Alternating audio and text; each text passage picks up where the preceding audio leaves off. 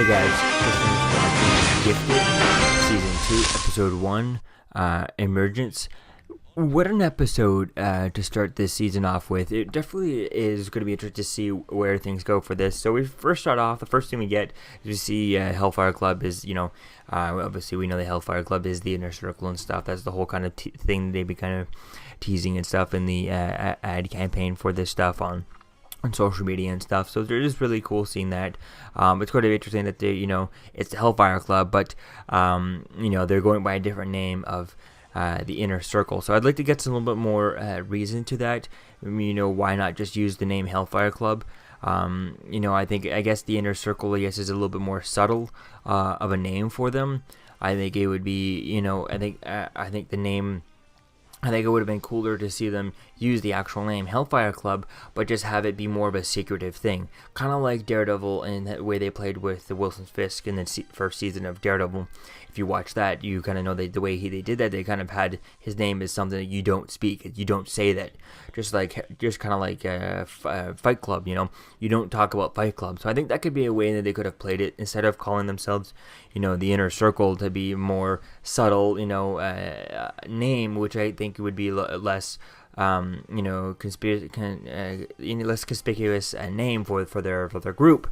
I think going with Hellfire Club from the comic books could have worked as a hush hush name that only a few people know, and you speak of the name, I think that could be a way to kind of building it up, and then maybe turning it into the Hellfire Club at the beginning later on. So I think that could be cool to see where they go with that and how they kind of bring the elements of Hellfire Club into this show. I think that's really going to be fun to see where things go there. Then we start off the episode. We see that Polaris, they're talking, they're on the table, and they talk about how Polaris is one of a kind. We actually get this from Reva. What's her name? Character name? Reva Page. I think that's a really interesting character. So I don't not heard of Reva Page. Not sure if she's a character in the comics or not, but is quite interesting to see. That she has some sort of powers there. We get to see she talks about Polaris being one of a kind, one of a generation.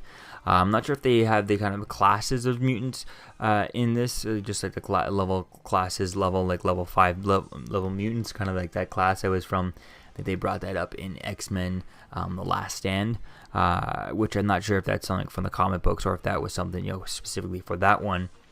I feel like it kind of is, but I don't know if they kind of portray her as kind of a level 5 mutant, which even Magneto in that movie, he was portrayed as a level 3. So I think she must be she's probably a level 2, maybe a level 3. Maybe she's supposed to be on the level of Magneto. I think that would be something cool to play into. Is people who they mentioned her last season a little bit, mentioned Magneto a little bit, or just as her father, not specifically Magneto, but whether or not she would be more powerful than him is a quite interesting idea.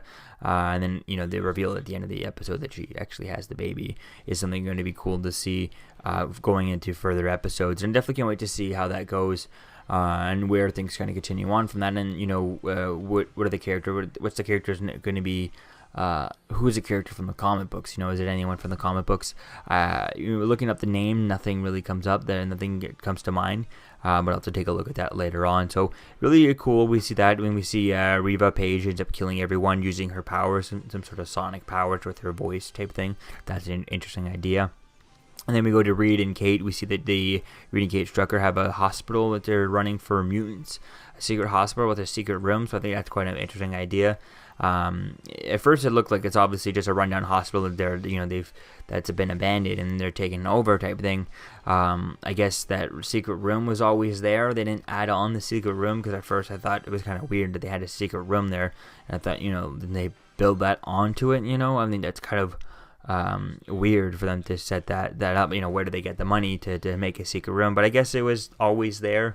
Don't know why a hospital would have a room like that, but whatever. I guess it's there. It's not used too much, so I guess it's not really important.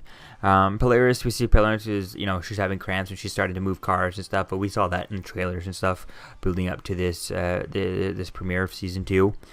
We see that Reed is developing powers. He starts, he gets like a weird headache and stuff. We only get teases as to that. We don't know what his powers are really going to be, so I'd like to have seen a little bit more of that, but we'll probably see a bit more of that going into it. If I'm not mistaken, I'm not sure how many episodes we're supposed to be getting this season.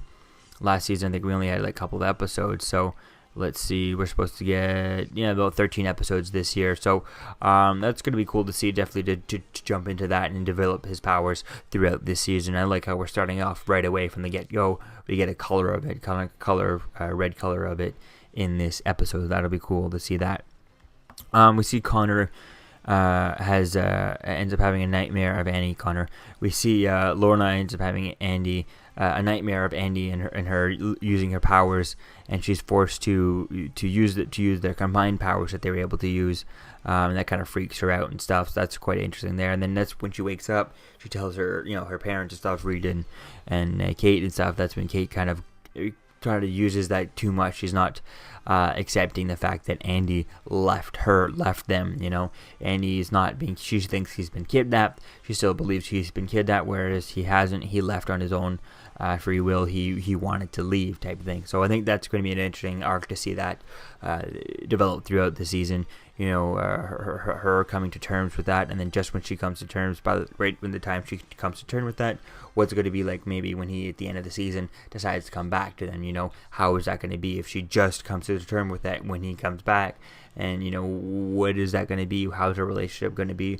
The relationship with the Andy and the rest of his family needs to have a falling out. I feel like there's going to be a falling out, and it needs to be at the end of the season. It needs to be completely different. She needs to be walking on water around them. I think that's really going to be cool to see as to where things go with that.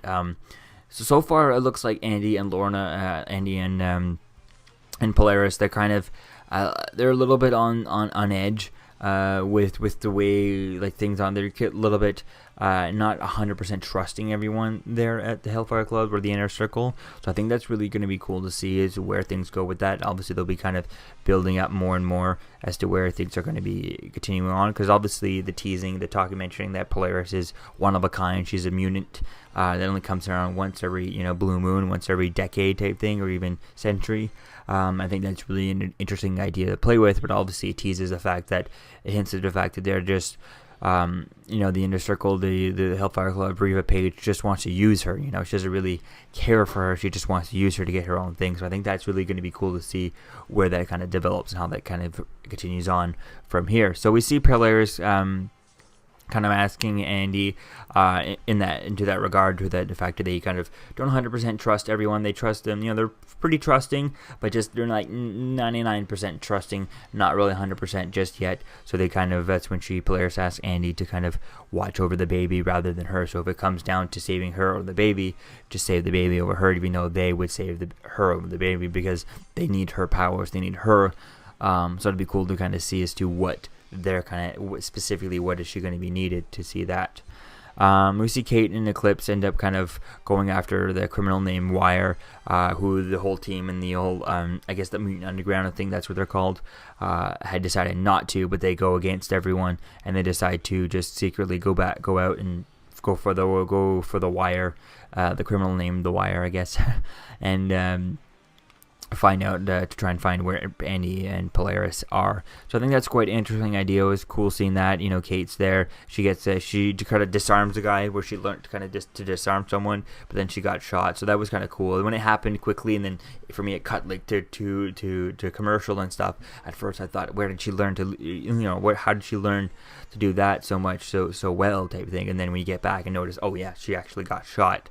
The gun went off, but she got shot. So that's kind of a cool thing that she's got it down. She knows the techniques and stuff, or she's done it a few more times that she's kind of learning, but yet she's still not 100%, because she still got shot, so type thing. So I think that was a really cool, just kind of thing, just to make it worthwhile. She didn't just disarm him and take it away from him. That's end of story. She disarmed him, but she actually, got shot. So I think that kind of builds into the story where she's not, she's done it a few times probably now, but she hasn't done it enough to kind of be completely foolproof at it, just yet. So I think that's really cool there, that little tidbit kind of there like that.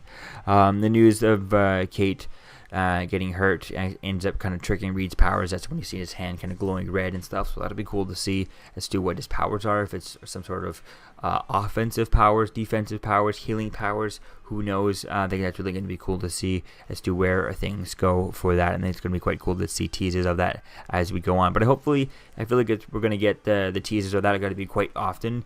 We already got look at what it's going to be red somewhat, or at least it's teasing that it's going to be red. It could be anything, that could just be, it kind of mutating, but hopefully we get to see that pretty soon. I feel like probably by episode 3 we might see him use it, or if not him using it, maybe it accidentally discharging, and him using it, maybe it actually fires off when he gets his emotions up, where so far in this episode he is worried about Kate when she gets hurt, when she hears that she got hurt, but to be in the moment of things, he's not really as wound up as Kate had been when she got the news, when it was Eclipse comes running down saying that that they're following me, chasing the lights at the end, the power outages that's being caused by Polaris, that giving birth and stuff.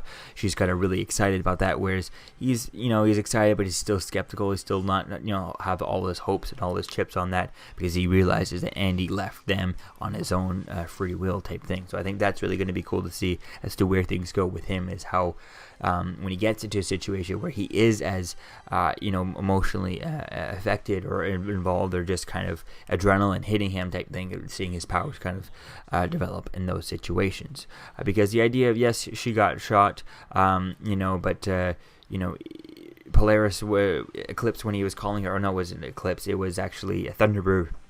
When he was calling him on the phone, he's like, oh, she just got grazed, she got grazed by a bullet, type thing. He wasn't panicking. He's like, she's fine. She's all this. So that little shock, she got grazed, she's fine. She should be good. She'll be okay. I think it was enough to kind of set him off. So I think it would be cool to see, what's it going to be like when he finally sees Andy again. Could that reunion be something to kind of trigger something? I mean, they have been apart for a little bit, but it doesn't feel too long. So it's only, it's only been a couple of months. According to obviously Polaris's pregnancy and stuff. So I think it's really cool to see how that's really things are gonna change, and maybe the next time they meet Andy, hopefully it's the next episode, since they know that they're real close, but they just don't know exactly where in the city. So I think that's kind of cool. Hopefully that could kind of build some tension there. And then we see that the baby is coming, and that's when we see all the sparks and stuff, and the power starts going out, and Eclipse kind of realizes that what's happening, and that's why they decide to start chasing the power outages, but they don't make it in time. And Polaris ends up having a mental block, but they end up getting the twins, the triplets, I guess, I forget their names, having them to kind of go inside and plant a memory, or what they envision their future to be. I think that was an interesting idea, and to put that in. So I think that's really going to be cool to see if that image that they put into her head, was that really what they plan on doing? Is that something, the carrot at the end of the stick that they have for her, that's not the real thing? I think that's really going to be cool to see that, as to how much it kind of, that's really what she wants. At the end, she ends up actually, giving birth to the baby Dawn, which ends up calling her. Which at first, when I heard it, I heard dog and stuff, and I was just like, "What? You named a dog?" And until I found it online, no, she said Dawn, which makes a lot more sense.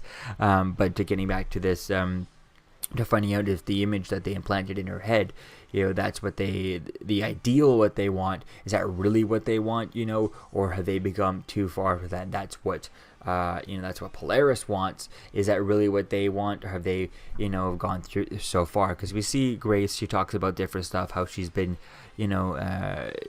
people have been scared of her. She's been picked on and bullied for so many different reasons. I could see her being fed up with humanity, fed up with different things like that. And I think that could be the difference between her and Polaris, is they don't see eye to eye on those things. I think that could be interesting to see where things go with that, and how that kind of relationship kind of builds up, and how we find out that it looked pretty cool, looked pretty perfect, that ultimate fantasy that they put in her head, the ideal. But it seems to me like that's probably going to be not the real thing. It seems too good to be true for that to be exactly what they want, and if so, then why not everyone? It's just a misunderstanding. They're just going about it different ways type thing. I think that could be an interesting idea, given the whole Magneto and Charles Xavier sides of the story. And then we do know we're going to be getting Morlock. If you saw the trailers for the next episode, they pretty much teased the Morlock. I don't think they say it just yet in the next in the trailer for the next episode, but it looks like we might be meeting, if not the Morlock's next episode, probably probably someone who, we might meet someone, and then an episode later they might lead us to the Morlocks. So I think that's going to be seeing where they go. Hopefully, I'd like to see them, introduce the Morlocks right away. And since we do know they're in this season, they've announced that. But I'd like to see them kind of, if they're introducing someone who will lead them to the Morlocks, hopefully the end of the next episode will be kind of Morlocks. That'll be the cliffhanger for the next episode, is showing us the Morlocks. So I think that could be really cool. I definitely can't wait to see where things go with this. So all in all, I'm really excited to see where things go for season 2. I'm gonna be excited to watch this. I'm not sure if I'm gonna be able to watch it, as soon as it's on TV or anything like that, since of the nature of my current job. I end up, working late and starting real early. So we'll have to wait and see as to when I'll be able to watch this. But I will be reviewing this whenever I get the time to watch it, with amongst of all the other shows, all the other Marvel and DC live action shows that I'll be watching. So yeah, let me know what you think, guys, about this episode in the comments below. I'll see you guys in the next video. Peace out. I'm Captain America, here to talk to you about one of the most valuable traits a soldier or student can have. Subscribing. Sometimes is the key to victory. Sometimes it leads to very little, and it seems like it's not worth it. And you wonder why you waited so long for something so disappointing. How many more of these? You're still here. Don't forget to like, comment, and subscribe, guys. Peace. It's over.